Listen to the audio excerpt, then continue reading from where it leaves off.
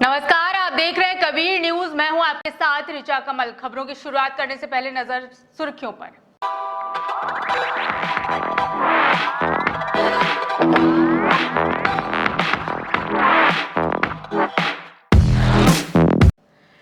TMC ने 4 सीटों पर बदले अपने उम्मीदवार। बीकेयू प्रवक्ता राकेश टिकैत ने 2021 को बताया आंदोलन का साल। 4 साल पूरे होने पर सीएम ने गिनाई अपने कार्यकाल की उपलब्धियां। फटे जींस वाले बयान पर प्रियंका गांधी का तंज। शिवगढ़ में प्रेरणा ज्ञानोत्सव समारोह हुआ संपन्न। और अब खबरें विस्तार से।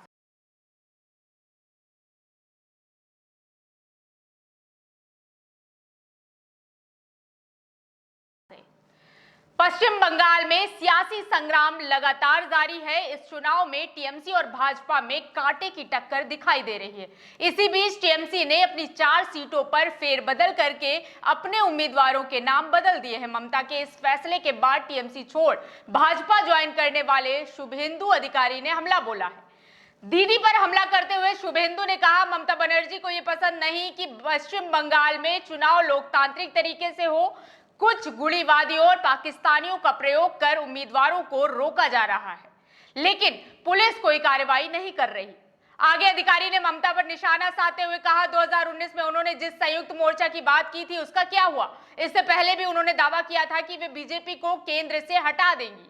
जिन सीटों पर टीएमसी ने अपने उम्मीदवार बदले हैं उनमें उत्तर 24 परगना जिले की अशोकनगर विधानसभा, नदिया जिले की कल्याणी विधानसभा, अमदांगा विधानसभा और बीरभूर जिले की दुबराजपुर विधानसभा शामिल है।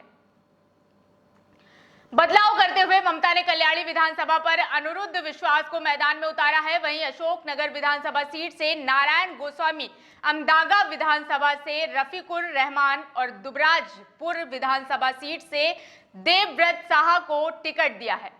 तृणमूल कांग्रेस ने शुक्रवार को 291 सीटों के लिए उम्मीदवारों की घोषणा की है। टिकटों के बंटवारे में युवाओं, अल्पसंख्यकों, महिलाओं और पिछड़े समुदायों पर जोर दिया है। सीएम ममता बनर्जी खुद नंदीग्राम विधानसभा सीट से संग्राम की तैयारी में जुटी हुई है।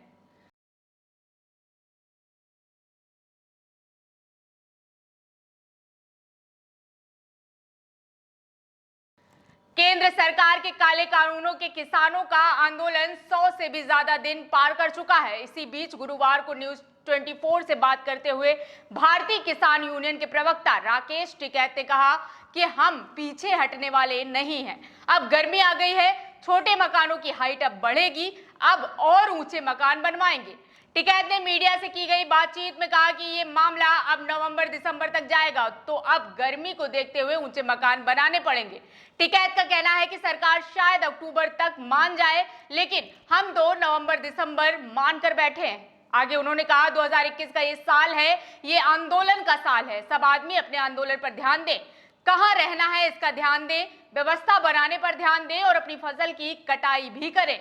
टिकैत ने कहा, 26 मार्च को पूरा देश बंद रहेगा। लोगों से निवेदन करते हुए टिकैत ने कहा, सभी लोग उसमें अपना सहयोग दें। दुकानदार, टैक्सी वाले, ट्रांसपोर्टर समेत आम जनता को भी एक दिन का सहयोग देना चाहिए। एक दिन के लिए उन्हें बंद में शामिल होना चाहिए। कोरोना के बढ़ते मामलों को देखते हुए टिकैत ने कहा, आंदोलन स्थल पर किसानों का टीकाकरण करने की बात कही है, साथ ही खुद भी टीका लगवाने की इच्छा जाहिर की है।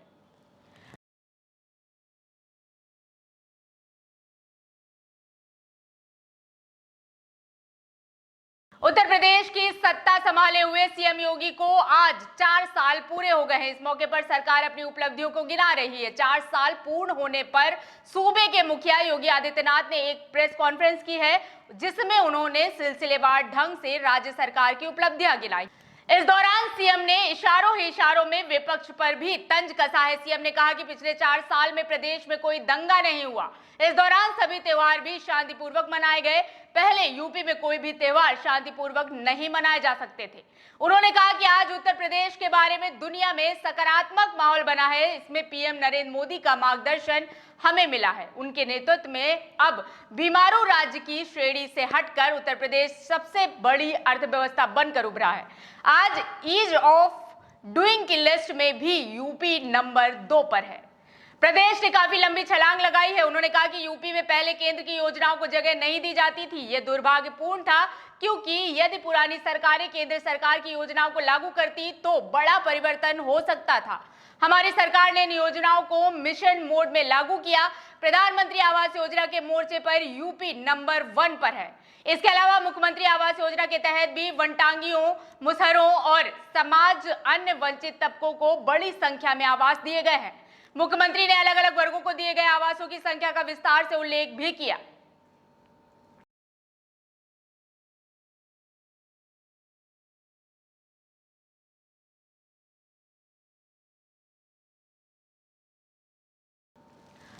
सीएम तीरथ रावत बीते बुधवार शाम से आलोचनाओं के घेरे में है। उनकी आलोचना उनके विवादित बयान के कारण हो रही है। राजनीति दल और सेलिब्रिटी लगातार तीरथ सिंह रावत के बयान की आलोचना कर रहे हैं।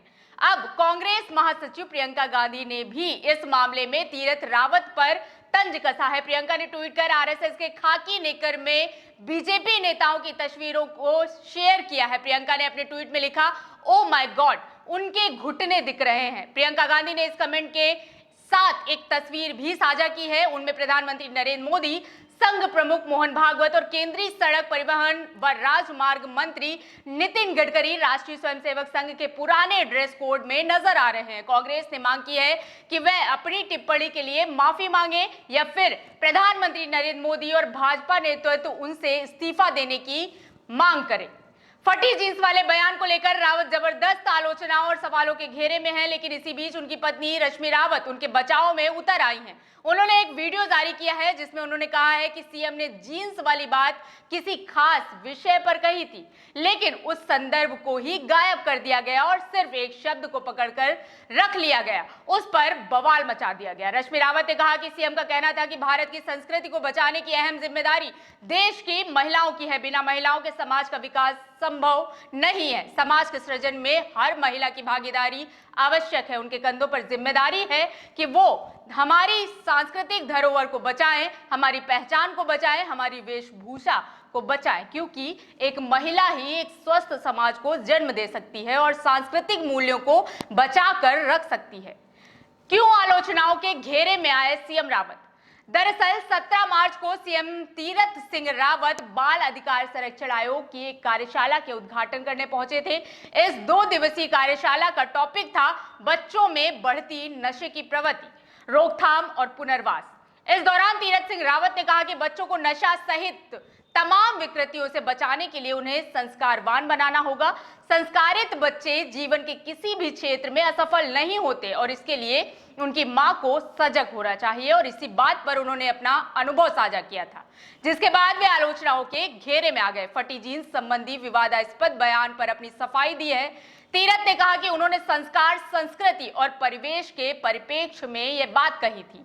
यदि उनकी इस बात से किसी को दुख पहुंचा है तो वह इसके लिए माफी मांगते हैं। उन्होंने प्रधानमंत्री नरेंद्र मोदी की तुलना भगवान से करने के मामले में भी अपना पक्ष रखा।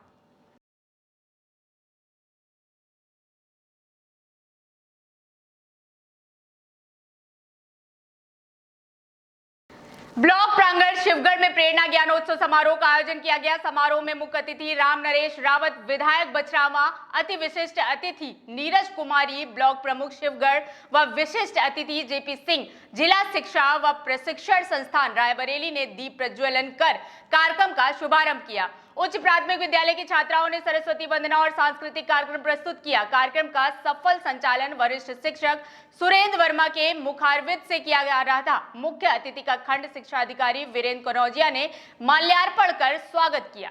खंड शिक्षा अधिकारी ने ऑपरेशन कायाकल्प व प्रेरणा ऐप पर विस्तार से प्रकाश डाला। एआरपी ने मिशन प्रेरणा व परिवर्तित कक्षा कक्ष की छवि दीक्षा ऐप के बारे में जानकारी प्रदान की। बेसिक शिक्षा अधिकारी आनंद प्रकाश वर्मा ने संबोधन के दौरान एक शिक्षिका से सवाल जवाब भी किया। इस बीच शिक्षिका के सवाल से बेसिक शिक्षा अधिकारी आनंद प्रकाश वर्मा संतुष्ट दिखे। कार्यक्रम में उत्तर प्रदेश बेसिक शिक्षा परिषद के अधीन अध्ययनरत छात्र छात्राओं को, जिन बालकों ने प्रेरक बालक के रूप में प्रेरणा लक्ष्य की निर्धारित दक्षताओं को प्राप्त किया, उन्हें मैं हूं प्रेरक बालक का प्रमाण पत्र देकर सम्मानित किया गया। साथ ही साथ उनके अभिभावकों का भी माल्यार्पण कर स्वागत किया गया। इस मौके पर प्रधान प्रतिनिधि रतिपाल, वरिष्ठ पत्रकार ब्रजेश कुमार, खंड विकास अधिकारी अजय कुमार सिंह, शिक्षक अजय कुमार, आनंद वर्धन, अमरीश बौद्ध, मंजुलता, शिव दुलारी सहित विकासखंड के शिक्षक शिक्षिकाएं उपस्थित रहे। खबरों में अभी के लिए बस इतना ही। बने रहिए कबीर न्यूज के साथ। नमस्कार।